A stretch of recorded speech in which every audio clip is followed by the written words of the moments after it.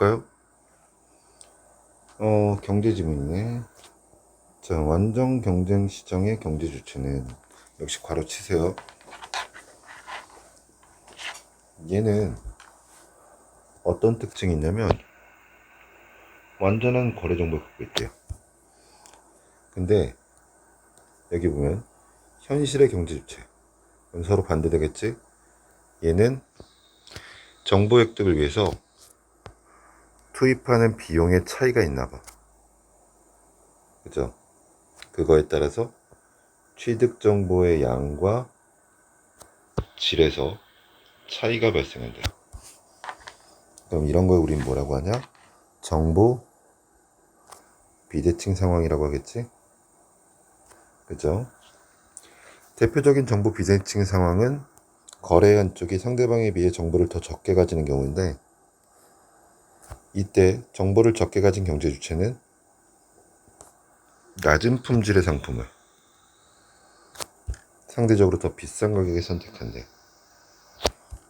역선택 문제에 직면하게 된대요.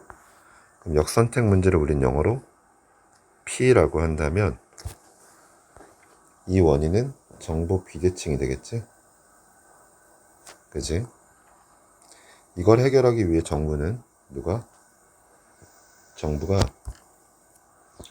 법에 근거해야 돼. 그래서 시장에 개입하는데, 예를 들면 자, 여기 시장 개입을 S라고 합시다. 합리적 소비에 필요한 성분이나 효능 등의 정보를 소비자에게 제공할 것을 누구에게? 공급자에게 강제한대. 그죠? 그럼 이게 바로 S가 되겠네. 장단점이라고 하고 여기에는 장점이 없었죠. 우선은 정보 비대칭 상황에 대응하는 방식, 그죠? 나오긴 했는데 이론과 결부졌다 없어요. 인식 변화 안 나왔고, 통시적이라는 말이 나왔는데 통시적이라는 건 시간의 흐름이죠. 이건 시간의 흐름을 말하는 거죠. 정보 비대칭 상황을 분류하는 기준의 문제점, 그죠? 정보 비대칭 상황에 대한 다양한 개념을 종합하여 새로운 개념을 재구성하고 있다. 모르겠어요. 자, 내용 일치죠? 거래에 관한 정보를 얻는데 투입한 비용의 차이 나왔죠? 이걸로 인해서 역선택 문제에 영향을 주겠네요.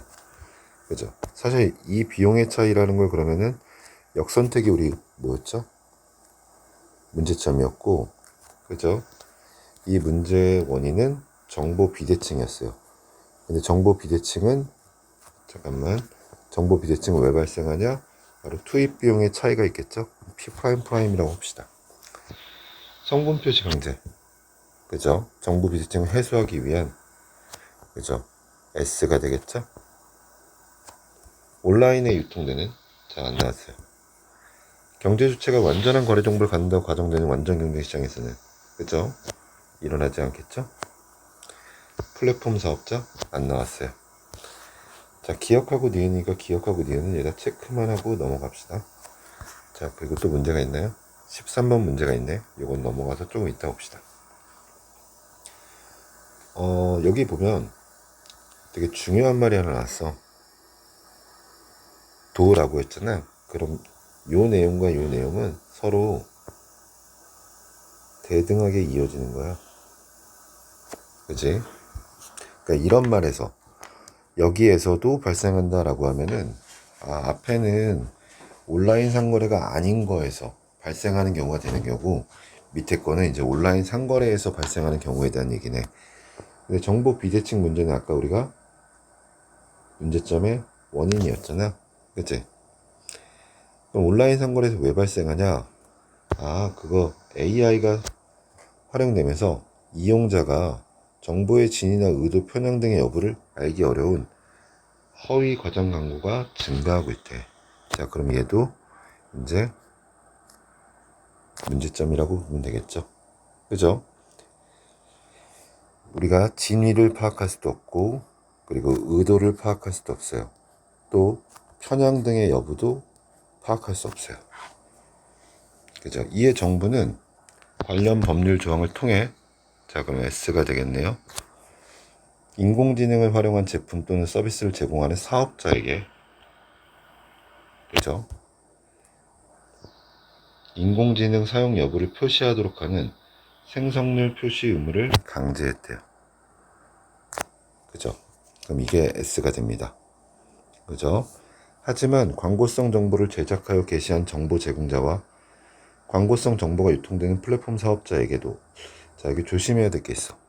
자, 사업자에게는 의무가 있는데 정보 제공자하고 플랫폼 사업자, 그죠? 얘네한테는 의무가 없어요. 그죠? 이렇듯 온라인 정보 비대칭 상황에 대한 정부 개입에 관하여 엇갈리는 주장이 대두되고 있다. 이 외에도 사회적 정치적 견해 표명에 대한 정부 개입 여부를 두고도 구분되는 입장이 제시되고 있다. 자, 그러면 봐봐. 여기서 뒤에 나올 내용은 온라인 정보 비대칭 상황에 대한 정부 개입에 대해서 엇갈리는 주장이 나올 거야. 그리고 그것뿐만 아니라 사회적 정치적 견해 표명에 대한, 그제? 이것도 역시 정부 개입 여부를 두고도 뭐가 나온다? 구분되는 입장이 제시될 거야. 자, 요렇게 있네.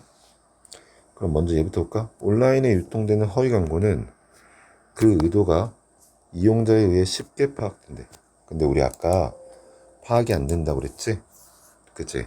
여기 보면은 우리가 뭐라고 그랬어? 진위나 의도, 이거는 파악이 안 된다고 그랬죠? 그죠? 의도가 X였죠? 그죠? 답은 3번이 되겠네. 플랫폼 사업자가 법에 근거해 불법 정보 유통을 사전 차단한다. 이런 말은 없었어요. 자, 그리고 가서 보면은 이것도 아직은 모르겠는데 아마도 3번은 지울 수 있을 것 같아요. 자, 완전 경쟁 모델을 상정하는 사상의 자유시장 이론에서 따르면 이건 어떻게 된다? 다양한 의견 간의 경쟁을 통해 결정되어야 한다. 즉 정부가 개입하면 안 된다라고 보네요. 그죠? 이를 근거로 미국 연방 대법원은 뭐라 그랬어요? 명백하고 현존하는 위험에 해당하지 않는 표현은 기본권으로 보호해야 된다. 그죠? 플랫폼 시장에서도 자율 규제 적용하고 있나 봐요. 우리나라 헌법재판소 역시, 그죠? 왜 우리나라 헌법재판소도라고 했으니까 우린 뭐라고 했죠? 사상과 의견의 경쟁으로 해결되어야 한다. 그죠? 그렇게 되나 봐요. 정부 개입을 좋아하지 않네요. 자, 그러면 12번 문제로 가볼게요. 자, 이 문제는 이제 적절한 걸 고르는 거죠. 기업은 가치가 없는 정치적 표현을 정부가 사전에 차단해야 된다. 정부 개입이 없어야 된다고 했으니까 기업은 안 되겠네요. 연방 대법원 맞죠? 명백하고 현존하는 위험한 표현을 보호한다? 아니죠. 현존하지 않는 걸 보호하는 거죠. 자, 기업에 따라 플랫폼 시장의 자유규제를 실시하는 것과, 이건 모르고, 표현의 자유를 기본권으로 삼는 관점. 오케이, 이건 맞죠. 자, 그러면 또 가볼게요. 이번엔 니은으로 갑시다. 사회상의 자유시장 이론. 근데 여기 이론에 대해서 비판도 있대요. 이건 비판론이라고 하나 봐. 그럼 우리 이렇게 봤으면 지금 여기 가서 답은 2번이란 거. 그죠? 알 수 있겠죠? 진실한 정보는 과소 공급되고 허위 왜곡 정보가 대량 공급된대요. 자, 진실한 정보는 과소 공급돼요. 그리고 허위 왜곡 정보, 얘는 대량 공급돼요. 그러니까 다양한 의견 간의 경쟁은 이루어질 수 없대요. 또 허위 왜곡 정보가 시민의 사회적 정치적 사안 판단에 쓰인대요. 정책 담당자도 특정 개인의 집단이 의도적으로 유통한 정보를 오인할 수도 있대요. 그렇죠? 이런 문제점이 생겨나봐. 이러한 입장에 따라 비판론은 민주주의 의사결정의 왜곡을 막기 위해, 자, 민주주의 의사결정의 왜곡은 P라고 한다면 플랫폼 S1이라고 합시다. 정부 2라고 합시다. 공동규제가 강화돼야 된대요. 얘도 기본권이라고 봤네요. 법적 근거를 갖추되, 자, 유해하거나 불법인 정보를 플랫폼 사업자가 사전에 하고 미흡하면 사후에 정부가 한다라는 거네. 그럼 이렇게 된다면 민주주의 의사결정이 왜곡되는 것은 허위 정보에 비해 진실한 정보가 과잉 공급된다. 근데 진실한 정보는 과소 공급되죠? 얘는 틀렸네요. 정부가 유해한 정보를 미리 차단 조치해야, 정부는 미리 차단 조치가 아니죠. 미리 차단하는 건 누구였습니까? 사전에 하는 건 플랫폼 사업자였죠. 그죠? 그러면 얘도 역시 표현의 자유를 기본권으로 삼는 관점은 맞죠? 그럼 얘는 공통점에서 문제가 나왔다고 보면 되겠네요. 자, 그러면 이제 남은 문제는 이거 하나네요. 자, 볼까요? 적절하지 않은 걸 골라야 되네요. 그죠? 갑이 제시한 글은 정보 비대칭 상황을 심화하는 과장 광고지만 그의 글이 확산되더라도 플랫폼 사업자는 우리가, 그죠? 제재할 수 없죠? 그럼 얘는 맞을 것 같아요. 갑이 동영상에 가상의 의료인을 등장시켜서 게시한 동영상은 정보 비대칭 상황을 심화하는 허위 광고이지만 갑을 A로 제재하지 못한다. 자, 우리가 그러면 보면 갑이 만약에 지금 정보 제공자라면 정보 제공자도 우리가 처벌하는 법은 없죠. 사업자만 있다고 그랬죠. 그럼 가서 볼까? 갑은 뭐 하는 놈일까? 동영상을 제작했네요. 정보 제공자네요. 그럼 얘도 여기서 맞겠네요. 자, 의리 작성한 글에서 모모 방식의 채택을 주장하는 사람들을 처벌하는 법의 필요성을 주장한 것은 헌법재판소. 모르겠어요. 모르겠네요. 이건 우리가 알 수 없으니까 뒤로 가서 봅시다. 정부 개입 여부에 대한 엇갈린 논의는 실명 확인 사건이라고 있었나봐. 선거운동 기간 중에 게시판 이용자의 실명 확인 조치를 하지 않은 인터넷 언론사를 제재하는 법률 규정의 위헌 여부에 대해 헌법재판소의 다수 의견이 있네. 그치? 그럼 이걸 제재하면 안 된다라는 거지?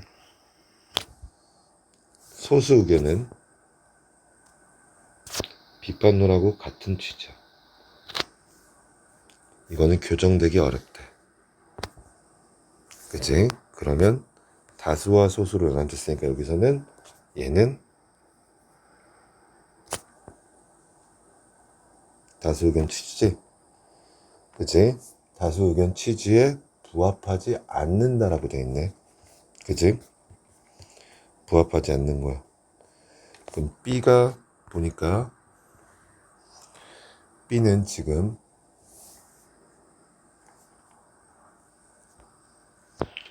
처벌하는 법의 필요성을 주장한 내용은 처벌하자는 거니까 이거는 다수 의견은 처벌하지 말자니까 냅둬야겠죠. 그죠? 서로 다르게 하여 여러 글을 게시한 것이 법 제정으로 이어졌다면 소수 의견이랑 관계가 있겠죠. 플랫폼 B에 여러 차례 글을 올리는 과정에서 플랫폼 B가 실명 확인 절차를 거치지 않았다면 B에 대한 헌법재판소의 결론에 따라 이거는 헌법재판소는 위헌이라고 했으니까 자유라고 냅둔 거죠. 법적 제재를 받지는 않겠네요. 그럼 답은 5번이 돼야 됩니다.